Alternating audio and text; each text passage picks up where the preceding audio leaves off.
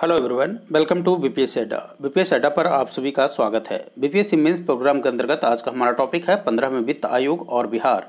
यह टॉपिक आपके GS paper 2 के लिए यूजफुल होगा। इससे पहले बीपीएससी मेंस के लिए इस चैनल पर वीडियो अपलोड किया जा चुका है। अगर अभी तक आपने उस वीडियो को नहीं देखा है तो आप प्लेलिस्ट में जाकर उसे देख सकते हैं। इस चैनल पर BPSC/CDPO मेंस करके प्लेलिस्ट तैयार किया जा चुका है। आप उसमें जाकर के जितने भी बीपीएससी मेंस के लिए वीडियो डाले गए हैं आप उसे जाकर के देख सकते हैं। और यदि आप हमारे चैनल पर नए हैं तो चैनल को सब्सक्राइब कर लें और बेल आइकन को प्रेस कर दें, सो दैट अगर कोई भी वीडियो इस चैनल पर अपलोड किया जाता है तो आपको नोटिफिकेशन मिल जाए और आप कोई भी वीडियो मिस न करें। तो बने रहें वीडियो के अंत तक। तो चलिए स्टार्ट करते हैं हम आज का सेशन। देखिए, जो वित्त आयोग है, सबसे पहले हम उसको इंट्रोडक्शन के रूप में कैसे लिखेंगे उसकी शुरुआत करते हैं। देखिए, वित्त आयोग एक संवैधानिक निकाय है, अर्थात कॉन्स्टिट्यूशनल बॉडी है जो राजकोषीय संघवाद की धुरी है, जिसका गठन संविधान के अनुच्छेद 280 के तहत किया जाता है।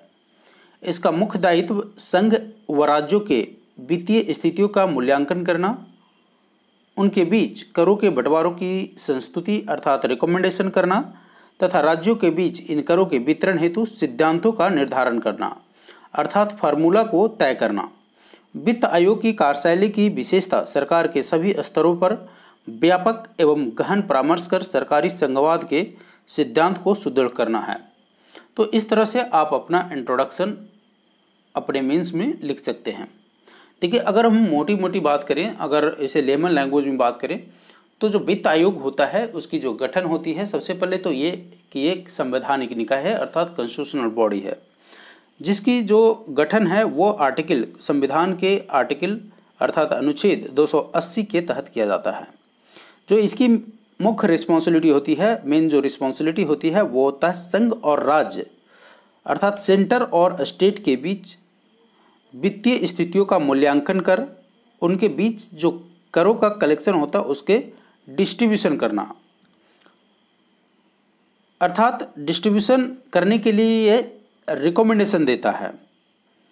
वित्त आयोग की जो कार्यशैली होती है उसमें विशेषता यह होती है कि यह सरकार के सभी स्तरों पर व्यापक रूप से परिचर्चा करता है, अर्थात केंद्र, राज्य और जो स्थानीय निकाय होती है इन सभी पर परिचर्चा करता है। इनकी संस्तुति सार्वजनिक व्यय की गुणवत्ता में सुधार लाने और राजकोषीय स्थिरता को बढ़ाने की दिशा में भी सक्षम होती है। प्रथम वित्त आयोग 1951 में गठित किया गया था और अब तक 15 वित्त आयोग गठित किए जा चुके हैं। योजना आयोग की समाप्ति के साथ ही योजनागत व गैर योजनागत व्यय में भेद समाप्त किए जाने तथा वस्तु एवं सेवा कर अर्थात GST को लागू किया जाना, जिसने संघीय राजकोषीय संबंधों के मौलिक रूप को पुनः परिभाषित किया है कि पृष्ठभूमि में 27 नवंबर 2017 को 15वें वित्त आयोग का गठन किया गया। अर्थात जो इसकी रिकमेंडेशन होती है वो सार्वजनिक व्यय की गुणवत्ता में भी सुधार लाता है। इसके साथ ही जो राजकोषीय स्थिरता होती है उसको भी बढ़ाने की दिशा में यह सक्षम होता है। वित्त आयोग की अगर हम बात करें तो प्रथम वित्त आयोग 1951 में गठित किया गया था और अब तक कुल 15 वित्त आयोग का गठन किया जा चुका है। इसकी महत्ता खास करके तब और बन जाती है जब योजना आयोग के स्थान पर नीति आयोग का गठन किया जाना एवं GST के लागू होने के बाद जो करों का कलेक्शन और उसके डिवैल्यूएशन से संबंधित मुद्दों पर परिचर्चा 15वें वित्त आयोग के जो कार्यशैली है उसको अहम बना देता है।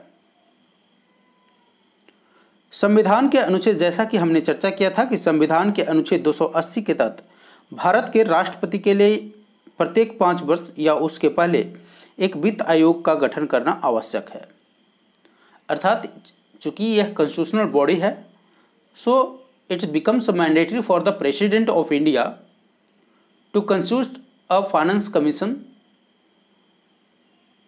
for 5 years or before that, या तो 5 साल के लिए और उससे पहले के लिए भी गठित किया जा सकता है। इसको 15वें वित्त आयोग का गठन भारत के राष्ट्रपति के द्वारा नवंबर 2017 में NK सिंह की अध्यक्षता में किया गया। तो इनके अध्यक्ष का भी नाम आपको याद होना चाहिए कि जो 15वें वित्त आयोग का गठन किया गया था वो भारत के राष्ट्रपति के द्वारा नवंबर 2017 में NK सिंह की अध्यक्षता में किया गया और इसकी सिफारिशें वर्ष 2021-22 से वर्ष 2025-26 तक 5 वर्ष की अवधि के लिए मान्य होगी। देखिए, इसकी जो रिकमेंडेशन है वो 2026 तक मान्य होगी, लेकिन इससे पहले मैं एक चीज़ और बता दूं कि ये 2021 से लेकर के 2026 की जो स्थिति है, ये जो 5 वर्ष की स्थिति है, इसके अलावा जो 15वें वित्त आयोग की जो रिकमेंडेशन थी वो 1 वर्ष के लिए और दी गई थी। अर्थात यह जो थी 2019-20 के लिए भी इसने अपनी रिकमेंडेशन पेश किया था। तो ये टोटल इसकी जो रिकमेंडेशन थी वो 6 वर्ष की थी। तो आप उसको इस तरह से भी लिख सकते हैं कि जो इसकी संस्तुति अर्थात सिफारिशें जो है 2019-20 के अलावे वर्ष 2021-22 से लेकर के वर्ष 2025-26 तक 6 वर्ष की अवधि के लिए मान्य होगी।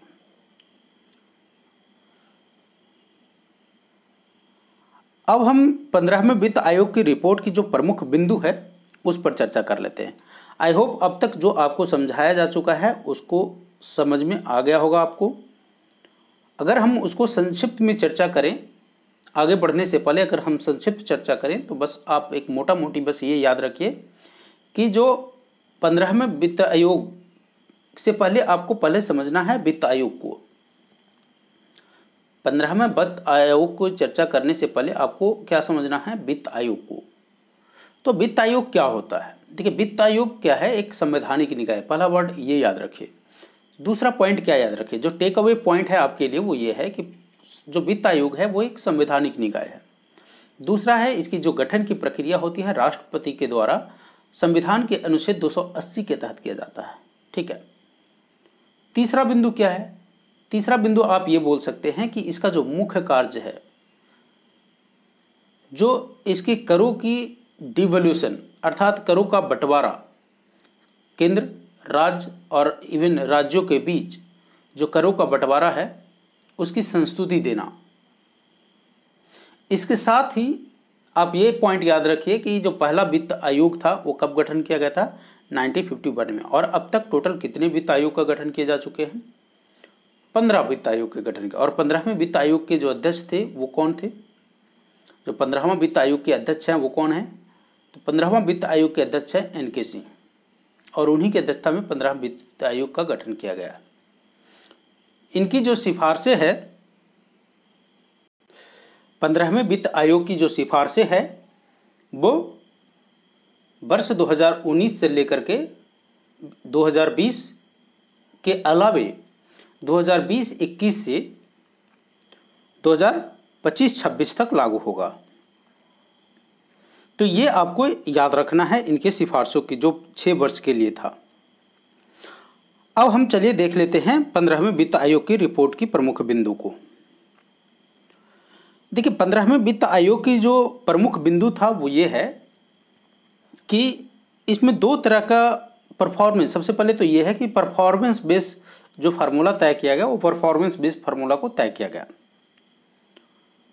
और इसमें 2 तरह की बातें की गई है। एक है वर्टिकल हिस्सेदारी अर्थात ऊर्ध्वाधर हिस्सेदारी, जो कि केंद्र और राज्यों के बीच कर का हिस्सेदारी को दर्शाता है, और दूसरा है क्षैतिज हिस्सेदारी अर्थात हॉरिजॉन्टल जो हिस्सेदारी है उसको अर्थात राज्यों के बीच करों का बंटवारा। इन दोनों की चर्चा हम इस वीडियो में करेंगे। तो सबसे पहला अगर हम वर्टिकल हिस्सेदारी अर्थात ऊर्ध्वाधर हिस्सेदारी की बात करें अर्थात केंद्र और राज्यों के बीच करों की हिस्सेदारी की बात करें तो महामारी के दौरान विशेष रूप से संसाधनों की उपलब्धता लंबे समय तक बनाए रखने के लिए 15वें वित्त आयोग ने राज्यों के हिस्सेदारी को 41% बनाए रखने की सिफारिश की है। सो ये कंट्रीब्यूशन आपको याद रखना है कि कितना दिया है, 41% बनाए रखने की सिफारिश की है।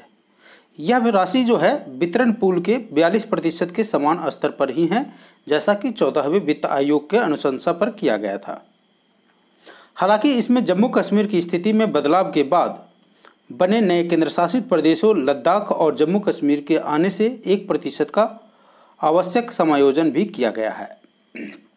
आपको मैं बता दूं कि जो 14वां वित्त आयोग का जो रिपोर्ट था, जो अनुशंसा था, उसमें क्या था, केंद्र और राज्यों के बीच जो डेवल्यूशन था उसमें कितना प्रतिशत किया गया था, 42% किया गया था। हालांकि जो 15वां वित्त आयोग है वो भी उसी के समान है, सिर्फ अंतर ये है कि जब जम्मू कश्मीर आर्टिकल 370 में अमेंडमेंट के बाद जब जम्मू कश्मीर को 2 केंद्र शासित प्रदेशों के रूप में बनाया गया तो इसके लिए 1% जो करों का बंटवारा है वो अलग से कर दिया और रेस्ट ऑल के लिए 41% करों का बंटवारा कर दिया गया। अर्थात इतना संस्तुति की गई, रिकमेंडेशन किया गया, बस इतना ही अंतर है 14वें वित्त आयोग से। अब दूसरी जिसकी हम चर्चा कर रहे थे वो है क्षैतिज हिस्सेदारी, अर्थात राज्यों के बीच करों का बंटवारा। हॉरिजेंटल हिस्सेदारी की जिस चर्चा हम कर रहे थे, हॉरिजेंटल मतलब राज्यों के बीच करों का बंटवारा, ठीक है। वर्टिकल में क्या हो रहा था, सेंटर और राज्य के बीच करों का बंटवारा, और क्षैतिज में क्या है, अमंग द स्टेट्स है, ठीक है। आवश्यकता, बराबरी, प्रदर्शन के सिद्धांत के आधार पर कुल हिस्सेदारी तय की गई है इसमें, जिसमें जो पैमाना रखा गया, अर्थात ये टोटली जो राज्यों के बीच करों का बंटवारा है टोटली के टोटली परफॉर्मेंस बेस्ड है। एक तो कल्मिनेटिव रूप से आपको बोल दिया गया कि 41% डिवोल्यूशन जो है वो आपको राज्यों को दिया जाएगा। दूसरा है परफॉर्मेंस के आधार पर, जिसमें आपको जनसंख्या का जो हिस्सेदारी है, कंट्रीब्यूशन है, वो कितना है, 15%। क्षेत्रफल के लिए 15%, वन और पारिस्थितिकी के लिए 10%, आय का अंतर 45%, करों और राजकोषीय प्रबंधन के लिए 2.5% और जनसांख्यिकी के लिए 12.5%। तो ये डाटा आपको मगअप कर जाने हैं, ये डाटा आप रट जाइए। आप जब मेंस लिखने जा रहे हैं तो ये डाटा आपके दिमाग में होनी चाहिए। सो ये टोटल कुल मिलाकर के 100% राज्यों के बीच करों का बंटवारा का जो फार्मूला तय किया गया है वो इस आधार पर किया गया है। राजस्व घाटा अनुदान की हम बात करें, अब एक एक पहलू की अगर हम बात करें तो राजस्व घाटा अनुदान उसमें आता है। तो राजस्व घाटा अनुदान के लिए राज्यों और संघ के राजस्व और व्यय के आकलन के समान मानदंडों के आधार पर आंकते हुए 15वें वित्त आयोग ने 17 राज्यों को राजस्व घाटा अनुदान अर्थात आरडीजी अर्थात रेवेन्यू डेफिसिट ग्रांट 2,94,514 करोड़ रुपये देने की सिफारिश की है। अर्थात कुल 17 राज्यों के जो राजस्व घाटे हैं, रेवेन्यू डेफिसिट है, उसके लिए जो ग्रांट देने की घोषणा की है वो है 2,94,514 करोड़ रुपये। राजस्व घाटा अनुदान की संकल्पना राज्य के राजस्व खातों पर उन राजकोषीय जरूरतों को पूरा करने के लिए की गई है जिसकी पूर्ति उनके स्वयं के कर और गैर कर राजस्व तथा संघ को उनको प्राप्त होने वाले कर राजस्व से नहीं हो पाते हैं। अर्थात देखिए, जो राजस्व घाटा ग्रांट है अर्थात रेवेन्यू डेफिसिट जो ग्रांट है, इसकी कंसेप्ट बेसिकली इसलिए किया गया है ताकि वो जो अपने टैक्स कलेक्शन से उनके अगर राजस्व घाटा को पूर्ति नहीं किया जा सके तो इसके लिए राजस्व घाटा अनुदान की सिफारिशें की जाती है। अब ये राजस्व घाटा होता क्या है, ये भी आपके लिए समझना बहुत आवश्यक है। राजस्व घाटा कहने का मतलब होता है कि किसी भी वित्तीय वर्ष में कुल सरकारी आय और कुल सरकारी व्यय का अंतर को हम राजस्व घाटा बोलते हैं। मान लेते हैं एक्स है उसका किसी भी सरकार का इनकम और वाई है उसका खर्च, और इन दोनों का जो डिफरेंस आएगा वही हो जाएगा राजस्व घाटा। तो ये आपको याद रखना है, वही क्या हो जाएगा, डेफिसिट हो जाएगा। इन दोनों की डिफरेंस को हम क्या बोलेंगे, डेफिसिट बोलेंगे अर्थात घाटा बोलेंगे सिंपल भाषा में। अगर हम स्थानीय निकायों की बात करें तो स्थानीय निकायों के लिए जो संस्तुति है वो ये है, स्थानीय निकायों को 2021 से 26 की अवधि के लिए 4,36,361 करोड़ रुपए का कुल अनुदान दिया जाना चाहिए। देखिए, ये जो मैं आपको एक चीज़ बता दूं कि ये जो अवधि दे रखा है 2021 से 26 तक का, वो इसलिए दे रखा है क्योंकि पहला जो आया था वो एंट्रीम आ चुका था, 1 साल के लिए पहले दिया गया था रिकमेंडेशन, उसके बाद ये 5 साल के लिए दिया गया है। तो जो हम परिचर्चा करेंगे वो इन 5 सालों के लिए हम करेंगे। स्वास्थ्य की अगर हम बात करें तो स्वास्थ्य के लिए 15वें वित्त आयोग की सिफारिश की है कि राज्यों के द्वारा 2022 तक उनके बजट का 8% अर्थात 8% से अधिक स्वास्थ्य पर खर्चा बढ़ाया जाना चाहिए। अर्थात फाइनेंस कमीशन ने 2022 तक राज्यों को ये बोला कि 8% तक आप 8% से अधिक का जो खर्च है वो स्वास्थ्य पर किया जाना चाहिए। डॉक्टरों की उपलब्धता में अलग अलग राज्यों में असमानता को देखते हुए अखिल भारतीय चिकित्सा और स्वास्थ्य सेवा का गठन करना आवश्यक है। देखिए, डॉक्टरों की जो उपलब्धता होती है ऑब्वियस सी बात है अलग अलग राज्यों में अलग अलग होती है। इसी को देखते हुए अखिल भारतीय चिकित्सा और स्वास्थ्य सेवा का गठन किए जाने की संस्तुति की है, अर्थात रिकमेंडेशन दी है। स्वास्थ्य क्षेत्र को दी जाने वाली कुल सहायता में 1,06,606 करोड़ रुपये की है, जो कि 15वें वित्त आयोग द्वारा अनुशंसित कुल अनुदान सहायता का 10.3% है। जो टोटल ये राशि है वो कितना है, 15वें वित्त आयोग के द्वारा जो टोटल अनुदान सहायता है उसका 10.3% सिर्फ और सिर्फ स्वास्थ्य पर फोकस किया गया है। स्वास्थ्य क्षेत्र के लिए यह अनुशंसा बिना शर्त दी जाएगी। एक चीज़ और कि ये जो रिकमेंडेशन है अर्थात ये जो अनुदान है, जो ग्रांट है, ये स्वास्थ्य के लिए विदाउट एनी कंडीशन दी जाएगी।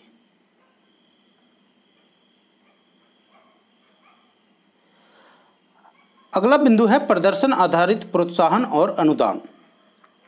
15वें वित्त आयोग ने 2022-23 से 2025-26 तक कुल 4,800 करोड़ रुपये के अनुदान की सिफारिश की है। इसका उद्देश्य राज्यों को शैक्षणिक गुणवत्ता बढ़ाने के लिए प्रोत्साहित करना है।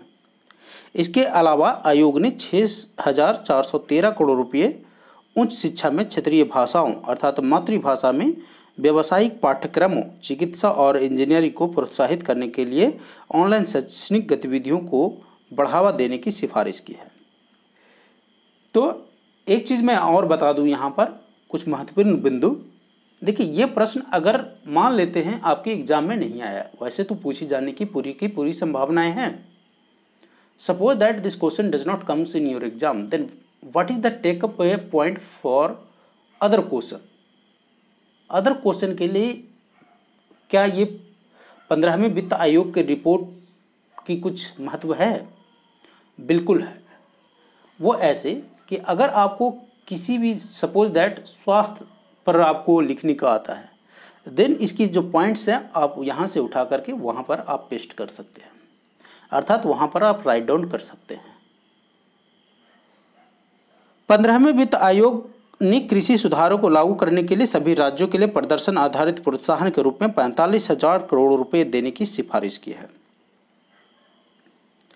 अब हम चर्चा करेंगे 15वें वित्त आयोग के द्वारा बिहार के लिए जो अनुशंसा है, क्योंकि जब क्वेश्चन आप लिख रहे होंगे तो बिहार के परिप्रेक्ष्य में लिख रहे होंगे, तो इतना लिखने के बाद अब जो आप लिखेंगे कुछ वो बिंदु जो बिहार के लिए आवश्यक है, जो कुछ महत्वपूर्ण बिंदु है उसकी चर्चा करना आवश्यक है। देखिए, पंचायती राज संस्थाओं एवं शहरी निकायों के माध्यम से स्वास्थ्य क्षेत्र के लिए पहली बार 70,051 करोड़ रुपए की अनुदान राशि की अनुशंसा की गई है। इसमें बिहार के लिए 6,017 करोड़ रुपए देने का प्रावधान किया गया है। कितना देने का प्रावधान किया गया है? 6,017 करोड़ रुपए देने का प्रावधान किया गया है। किसके लिए? पंचायती राज संस्थाओं एवं शहरी निकायों के माध्यम से जो स्वास्थ्य क्षेत्र में टोटल राशि है उसमें से 6,017 करोड़ रुपये बिहार को देने का प्रावधान किया गया है। आयोग ने 2021 से लेकर के 2026 की अवधि के लिए केंद्रीय करों में बिहार की जो हिस्सेदारी तय किया है उसको जो 14वें वित्त आयोग में 9.66% था उसको बढ़ा करके 10.58% कर दिया है। ठीक है, तो जो 14वां वित्त आयोग में बिहार की टोटल हिस्सेदारी 9.66 थी उसको बढ़ा करके 15वें वित्त आयोग में 10.58% कर दिया है।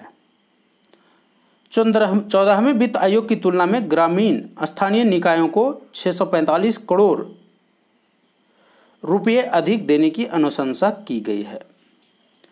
पंचायती राज संस्थाओं के तीनों स्तर जैसे जिला पार्षद, पंचायत समिति और ग्राम पंचायत को पहली बार अनुदान दिया गया है।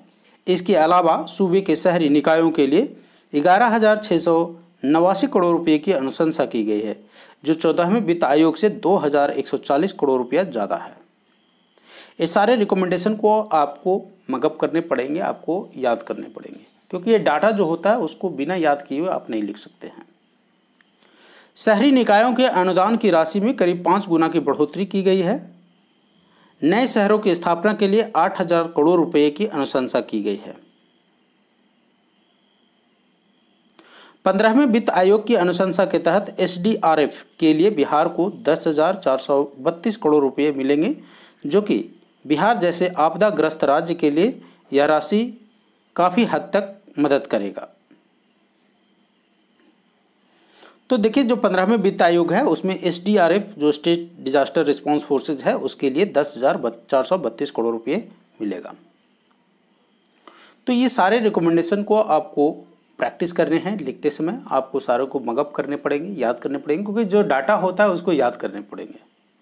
जहाँ समझना है वहाँ समझिए, जहाँ रटना है वहाँ रटना ही पड़ेगा आपको, तभी आप जो है एग्ज़ाम हॉल में आप लिख पाएंगे।